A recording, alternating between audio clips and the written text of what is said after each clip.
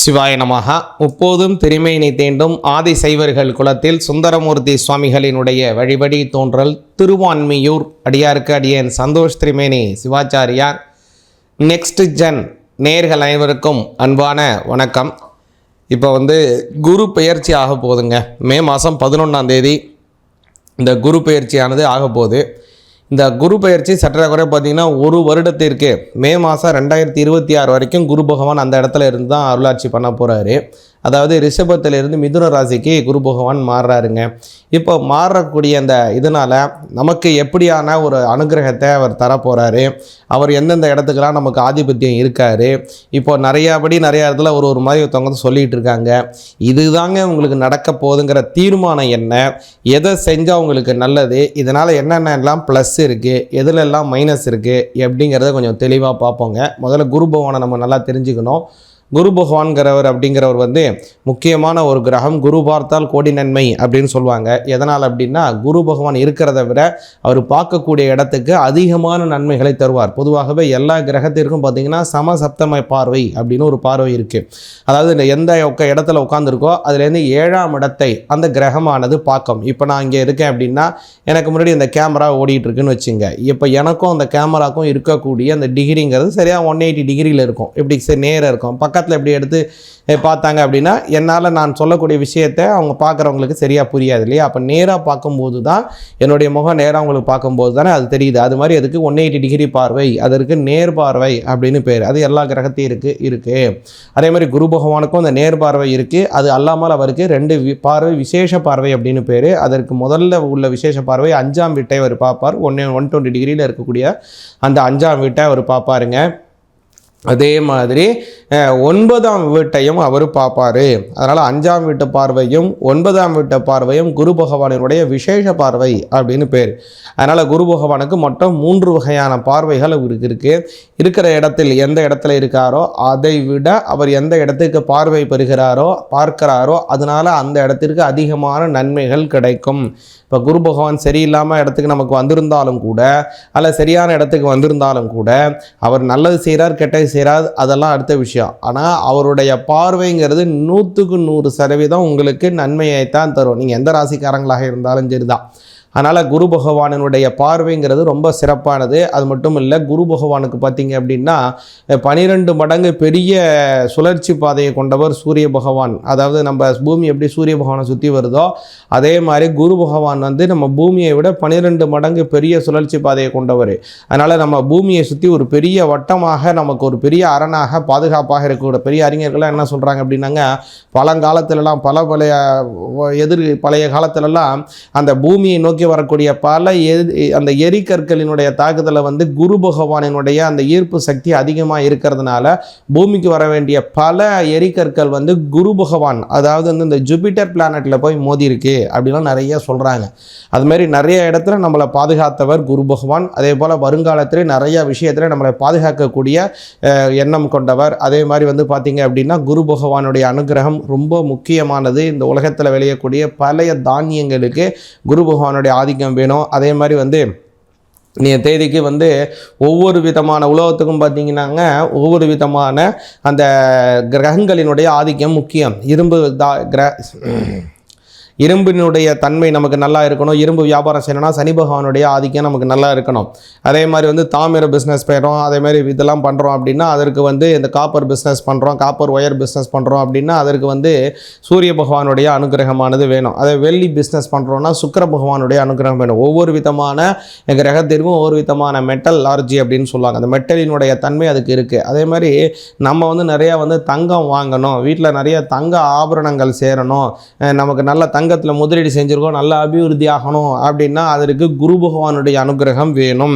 அது மட்டும் இல்லை, குழந்தை பாக்கியத்தை தரக்கூடியவர் குரு பகவான். அதனால தான் குரு பகவானுக்கு புத்திரகாரகன் அப்படின்னு பேர். அதனால தான் புத்திரகாரகனாக இருக்கக்கூடிய குரு பகவான் அனுகிரகம் வந்தால் தான் ஒருத்தவருக்கு குழந்தை பாக்கியம் கிடைக்கும். அது மட்டும் இல்லாமல் கல்யாணம் நடைபெறுவதற்கும் குருவினுடைய நோக்கு, வியாழ நோக்கு, குரு பார்வை மிக மிக அவசியம். அதனால் அந்த குரு பலன்கிறது ரொம்ப முக்கியம். அதனால தான் என்ன சொல்லுவாங்க, வியாழ நோக்கு வந்துருச்சா, குருதசை வந்துருச்சு வந்துருச்சா, குழந்தைக்கு கல்யாணம் பண்ணலாமா அப்படின்னு பாருங்கள் அப்படின்னு ஜோதிடர்கிட்ட கேட்பாங்க. அதுமாரி குரு பகவான் ரொம்ப அற்புதமான கிரகம், முக்கியமான கிரகம். அவருடைய பெயர்ச்சி 2025 மே மாதம் 11ஆம் தேதி நடக்குதுங்க. அதாவது ரிஷபராசிலேருந்து மிதுன ராசிக்கு இந்த பெயர்ச்சி அடைகிறார். அந்த பெயர்ச்சியினால் உங்களுக்கு பிரத்யேகமாக ஒரு கன்க்ளூஷனாக இதுதான் நடக்கும், என்ன நடக்க போகுது அப்படிங்கிறத விரிவாக பார்ப்போம். சிவாய நமக. சிம்ம ராசிக்கு இப்போ இந்த குரு பயிற்சினால் ஏற்படக்கூடிய விஷயங்கள் என்னங்கிறத நல்லா கவனிங்க. அதாவது சிம்மராசிக்கு பொதுவாகவே பார்த்தீங்கன்னா ஒரு நல்ல ஆளுமை கொண்டவங்க சிம்மராசிக்காரங்க. எந்த விஷயமா இருந்தாலும் ஒரு ஒரு ஒரு முதன்மையான இடத்தை நோக்கி அவங்களுடைய ஒரு போராட்டம் இருக்கும், வளர்ச்சி இருக்கும். அந்த இடத்த அடையிற வரைக்கும் ஒரு அயராமல் ஒரு பணியை செஞ்சிட்ருப்பாங்க. அவங்களுக்கு பார்த்தீங்க அப்படின்னா இப்போது குரு பகவான் ஒரு நல்ல இடம் அப்படின்னு சொல்லலாம். 11ஆம் இடம் லாபஸ்தானத்தில் உட்கார்றார். இப்போ அந்த லாபஸ்தானத்தில் இருக்கக்கூடிய குரு பகவான் சிம்ம ராசிக்கு ஒரு யோகத்தை தராரு. குறிப்பாக சொல்லணும் அப்படின்னா இந்த குரு பயிற்சினால் நிறைய பேருக்கு நல்லது நடக்குது. அதில் மிக மிக முக்கியமானது யாருன்னா சிம்ம ராசி தாங்க. சிம்ம ராசி தான் அதிகமான நன்மைகள் கிடைக்குது. லாபஸ்தானத்தில் குரு பகவான், இந்த லாபஸ்தானத்தில் குரு போகிறதே பரவாயில்ல, ஆனால் அந்த குரு பகவான்கிறவர் சிம்ம ராசிக்காரங்களுக்கு 5ஆம் பாவத்துக்கும் உடையவருங்க அவர் தான். அதே மாதிரி கவனிச்சிங்கன்னா அஷ்டமஸ்தானத்துக்கும் உடையவர். இப்போது 2 பாவமும் முக்கியமானது. 5ஆம் பாவமும் ரொம்ப முக்கியம். அஷ்டமஸ்தானங்கிறது ஆயுள் ஸ்தானம், ஆயுள் முக்கியம் இல்லையா? இப்போ இந்த 2 பாவத்துக்கும் உடையவர் இப்போ 11ஆம் பாவத்தில் போய் உட்கார்றார். இப்போ இதை வச்சு நீங்கள் பலன் பார்த்தீங்க அப்படின்னா நல்லா புரியும். இந்த சிம்மராசிக்காரங்களுக்கு இந்த குரு பெயர்ச்சிங்கிறது அமோகமான வரப்பிரசாதம் அப்படின்னு சொல்லலாம். சரிங்களா? இப்போது ஒரு நல்ல விஷயத்தை நல்லா கவனிச்சுங்க. இப்போது அஷ்டமஸ்தானாதிபதி ஆயுள் ஸ்தானாதிபதி 11ஆம் பாவத்தில் உட்கார்றார். இது என்ன மாதிரியான விஷயத்தை கொடுக்கும் அப்படின்னா உங்களுடைய மன கஷ்டத்தை நிவர்த்தி செய்யும். ரொம்ப நாளாக இது உங்களுக்கு ஏதோ ஒரு மனசில் வேண்டிகிட்டு இருக்கீங்க.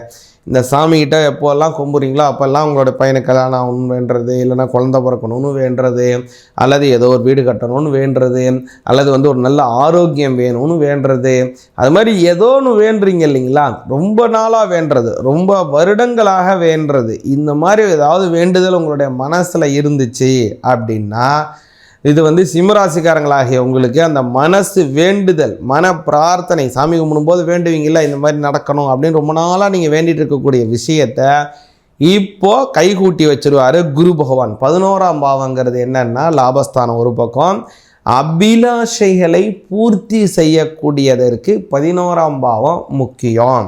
திடீர்னு நிறைய பேர் கேட்பாங்க, சாமி எனக்கு லாட்ரியில் பணம் விழுமா, எனக்கு அது செய்யலாமா இது செய்யலாமா அப்படிலாம் கேட்பாங்க. அப்போது அவங்க கேட்குற சமயத்திற்கு பிரசன்னத்தில் 11ஆம் பாவம் எப்படி இருக்கோ அதை வச்சு தான் அவங்க கேட்குற கேள்விக்கு பலன் சொல்ல முடியும். அதே மாதிரி தான் இப்போ 11ஆம் பாவம் வலிமையாக இருக்கிறதுனால பொருளாதார ரீதியாக நல்ல உயர்வு நிலைகள் ஏற்படும். பல வகையில் ஏதாவது பணம் கொடுக்கல் வாங்கல தேக்க நிலைகள் இருந்தால் அந்த நிலையும் நிச்சயமாக மாறும். அடுத்ததாக முக்கியமாக அவருடைய பார்வையை கவனிச்சிங்க அப்படின்னா சிம்மராசிக்கு அவர் பார்க்குறது ஜீவனஸ்தானத்தில், அதாவது லாபஸ்தானத்தில் இருந்தாலும் கூட அவருடைய பார்வை முதல் பார்வை உங்களுடைய 5ஆம் பாவத்தை பார்க்குறது. 5ஆம் பாவங்கிறது இதில் முக்கியமாக விஷயம் என்னென்னா குழந்தை பாக்கியத்தை தரக்கூடியது, நல்ல அபிவிருத்தியை தரக்கூடியது 5ஆம் பாவம். அந்த 5ஆம் பாவங்கிறது உங்களுக்கே முக்கியமாக சொல்லணும் அப்படின்னா குழந்தை ரொம்ப நாளாக இல்லாதவங்களுக்கு குழந்தை பாக்கியத்தை கொடுக்கும். அடுத்ததாக கவனிச்சிங்க அப்படின்னா உங்களுடைய அவருடைய பார்வைங்கிறது உங்களுடைய 3ஆம் பாவத்தை பார்க்குது, சகோதர சகோதரிகளுடன் ஒரு நல்ல ஆதரவை கொடுப்பாரு. அடுத்ததாக கவனிச்சிங்கன்னா சிம்ம ராசியுடைய 7ஆம் பாவத்தை பார்க்குறார். இதுதான் உங்களுக்கு ஒரு பெரிய ப்ளஸ்ன்னு சொல்லலாம். ஏன்னா 7ஆம் பாவத்தில் ஏற்கனவே கண்ட சனி போயிட்டுருக்கு இல்லையா? 7ஆம் பாவத்தில் சனி உட்காந்துருக்கார் இல்லையா? அந்த இடத்த இப்போ குரு பார்க்குறதுனால அந்த கண்டக சனியினால் ஏற்படக்கூடிய பெரிய உபாதையை குறைச்சிடுவார். தொழில் ரீதியான தப்பு ஏதாவது பிரச்சனை வர்றது, நண்பர்கள்ட்ட பிரச்சனை ஏற்படுறது, இது எல்லாத்தையும் என்ன பண்ணிடுவார்? குரு பார்க்குறதுனால மாற்றி விட்ருவார். எல்லாமே உங்களுக்கு சுமூகமானபடியே ஏற்பட ஆரம்பிச்சிடும் சிம்மராசிக்காரங்களுக்கு. அடுத்ததாக கவனிச்சிங்க அப்படின்னா சிம்மராசிக்காரங்களுக்கு ஒரு பெரிய ப்ளஸ் என்ன அப்படின்னு கேட்டிங்கன்னா அவர் 5ஆம் பாவத்திற்கு உடையவர். 5ஆம் பாவத்தையே பார்க்குறதுனால உங்களுடைய குழந்தைகளுக்கு யாருக்காவது உங்கள் பையனுக்கு கல்யாணம் ஆகாமல் இருக்கிறது, அல்ல கல்யாணம் ஆகிடுச்சு உங்கள் பையனுக்கு அவங்க பொண்ணுக்கு அவங்களுக்கு குழந்தை பிறக்காமல் இருக்கிறது, இந்த மாதிரி உங்களுடைய வம்சம் அபிவிருத்தி அடைவதில் ஒரு தடை இருக்குன்னு வச்சுப்போம். அந்த தடையை என்ன பண்ணிடுவார்னா குரு பார்க்குறாரு இல்லைங்களா, அதையெல்லாம் பார்க்கறதுனால அவங்களுக்கு குழந்தை பாக்கியம் எல்லாம் கிடைக்கும், அவங்களுக்கு வம்ச அபிவிருத்தி பரிபூர்ணமாக கிடைக்கும். இந்த மாதிரி ஒரு பல நல்ல விஷயத்தை குரு பகவான் பார்க்கறதுனால உங்களுக்கு ஏற்படுதுங்க. இந்த சமயத்தில் நீங்கள் கவனமாக இருக்க வேண்டியது என்னன்னா, கண்டக சனி காலம் அப்படிங்கிறதுனால இந்த சமயத்தில் நீங்கள் வந்து ஒரு ஒரு ஒரு மாற்று தொழில் செய்கிறீங்க. அதாவது நீங்கள் ஒரு பிஸ்னஸ் பண்ணிகிட்ருக்கீங்க, இன்னொரு பிஸ்னஸுக்கு இறங்கலாமான்னு பார்க்குறீங்கன்னா அதில் கவனமாக இருக்கணும். உங்களுடைய இருக்கிற பிஸ்னஸை விட நீங்கள் ஏதாவது புதுசாக தொடங்கக்கூடிய ஒரு பிஸ்னஸில் ஏதாவது ஒரு பொருளாதார செலவுகள் ஏற்பட வாய்ப்பு இருக்குது. அதில் நீங்கள் ஒரு வேலை பார்த்துட்டீங்க, பார்ட் டைமாக ஒரு பிஸ்னஸ் பண்ணலாமான்னு பார்க்குறீங்கன்னா அதில் கவனமாக இருக்கணும். ஏன்னா 7ஆம் பாவத்தில் சனி இருக்கிறதுனால. சரிங்க, நான் அடிக்கடி பண்ணணும்னு ஆசையாக இருக்குது, பண்ணிக்கொண்டு இருக்கேன், என்ன செய்யலாம் அப்படின்னா, ஒவ்வொரு சனிக்கிழமையும் சனி பகவானுக்கு அவருக்கு மிகவும் பிடிச்சமான வன்னி இலை அப்படிங்கிற ஒரு இலை இருக்குங்க. அந்த சனி பத்திரம் அப்படின்னு சொல்லுவாங்க. அந்த வன்னி இலையினால் மாலை கட்டி போடுங்க சனி பகவானுக்கு. இந்த மாதிரி மாலையை நீங்கள் அற்புதமாக தொடுத்து அவருக்கு செஞ்சு வந்தீங்க அப்படின்னா நல்ல பலன் கிடைக்கும், நீண்ட ஆயுள் கிடைக்கும், தொழில் ரீதியாக இருக்கக்கூடிய போட்டிகள் எல்லாமே நிவர்த்தியாகும், நல்ல வளர்ச்சிகள் உண்டாகும். சிவாய நமக. நம்ம சொல்லக்கூடிய இந்த கோச்சார பலன் அப்படிங்கிறது 100% நடக்க வேண்டிய ஒரு முக்கியமான பலன். இது உங்களுக்கு காலதாமதமாகுது, இதில் ஏதோ ஒரு இழுபறி இருக்குது, சரியாக நடக்கலை, சரியாக தாமதமாகுது அப்படின்னா உங்களுடைய சுய ஜாதகத்தில் ஏதோ ஒரு கிரகம் பயங்கரமான எதிர்வினை ஆற்றி கொண்டு இருக்குது அப்படிங்கிறத புரிஞ்சுங்க. சரிங்க, இந்த மாதிரி எதிர்வினை ஆற்றக்கூடிய கிரகத்தை எப்படி நம்ம உணர்றது, என்ன செய்யணும் அப்படிங்கிறதுக்கு ஒரு முறை உங்களுடைய ஜாதகத்தை கன்சல்ட் பண்ணிங்க. அடியேன்ட்ட உங்களுடைய ஜாதகத்தை கன்சல்ட் பண்ணுறதுக்கு கீழ்காணும் நம்பருக்கு வாட்ஸ்அப் மூலமாக தொடர்பு கொள்ளுங்கள். சிவாய நமகா. நல்லது நடக்கட்டும், இறைவனுடைய அனுகிரகம் பரிபூர்ணமாக கிடைக்கட்டும். சிவாய நமகா.